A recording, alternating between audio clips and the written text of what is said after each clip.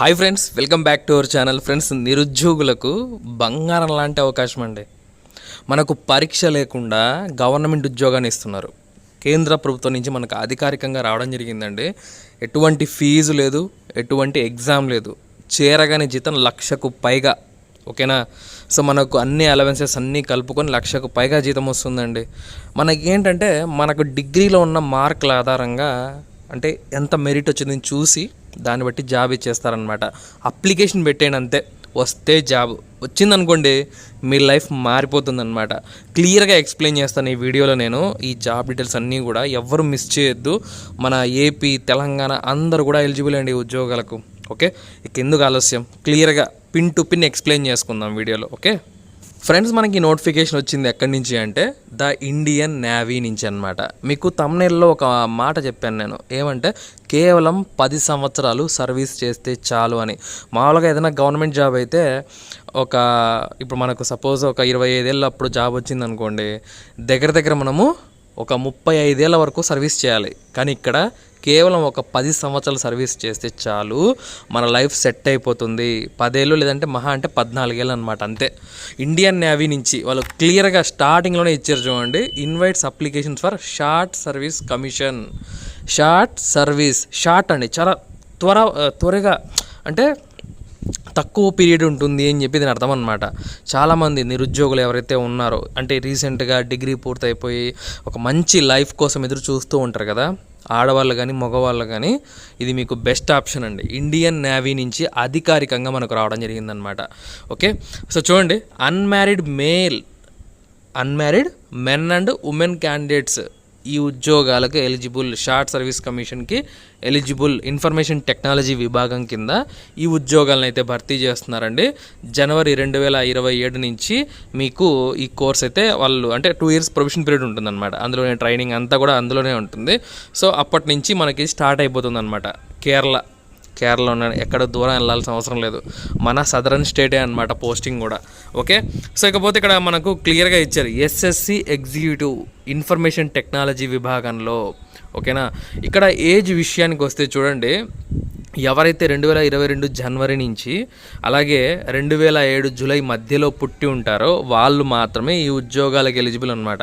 Me date of birth ఏంటో కింద comment చేయండి, వీలైతే నేను మీ ఏజ్ ఎంత అనేది క్యాలిక్యులేట్ చేసి మీరు ఎలిజిబుల్ కాదా ఎక్స్ప్లెయిన్ చేస్తాను.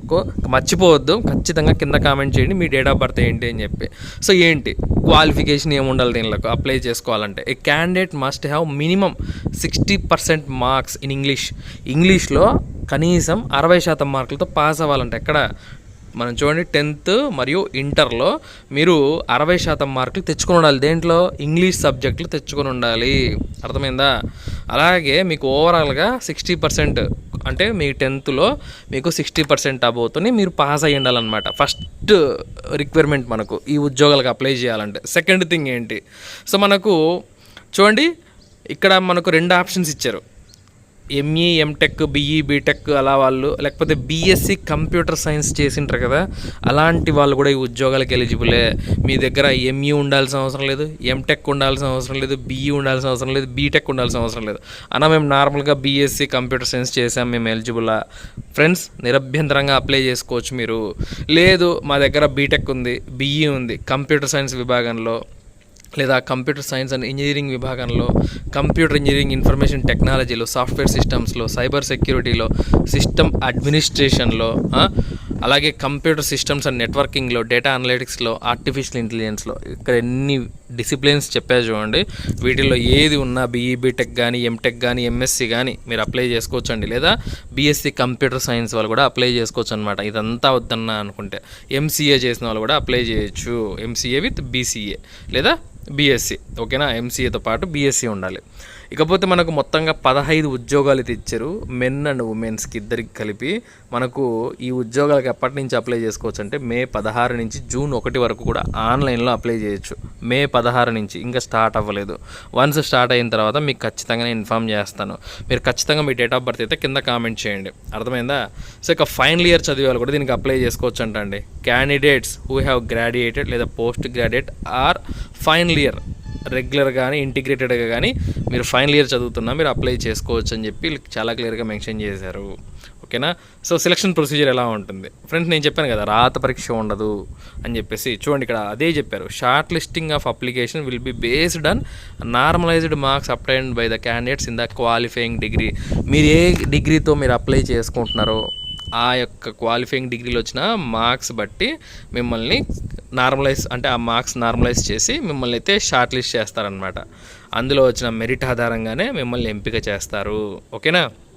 బీటెక్ వాళ్ళకు చూడండి 5th సెమిస్టర్ మార్క్స్ని వాళ్ళు కన్సిడర్ చేస్తారనమాట. పోస్ట్ డిగ్రీ వాళ్ళకు, ఆ ఫైనల్ ఇయర్ స్టూడెంట్స్ వాళ్ళకు, ఆ ఎంసీఏ ఎంటెక్ ఆ యొక్క ప్రీ ఫైనల్ ఇయర్ వచ్చిన మార్కుల ఆధారంగా మిమ్మల్ని ఎంపిక చేస్తారు. ఈ విధంగా మనకు జస్ట్ మార్కుల ఆధారంగా సర్టిఫికెట్లు చూసి మీకు ఈ ఉద్యోగాన్ని అయితే ప్రొవైడ్ చేస్తారండి. చాలా మంచి సర్వీస్ అనమాట.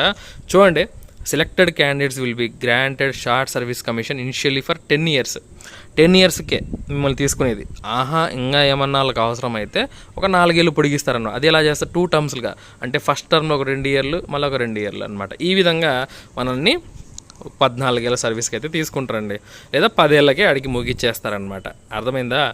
ఓకే. ట్రైనింగ్ కూడా మీకు ఉంటుందండి. మీకు సబ్ లెఫ్టినెంట్ హోదా అయితే వస్తుందన్నమాట. మీకు 6 weeks నేవల్ ఓరియంటేషన్ కోర్స్ పైన ట్రైనింగ్ అయితే ఇస్తారు. వాళ్ళే ట్రైనింగ్ ఇస్తారనమాట. మీరు ఏమీ ఖర్చు పెట్టాల్సిన అవసరం లేదు.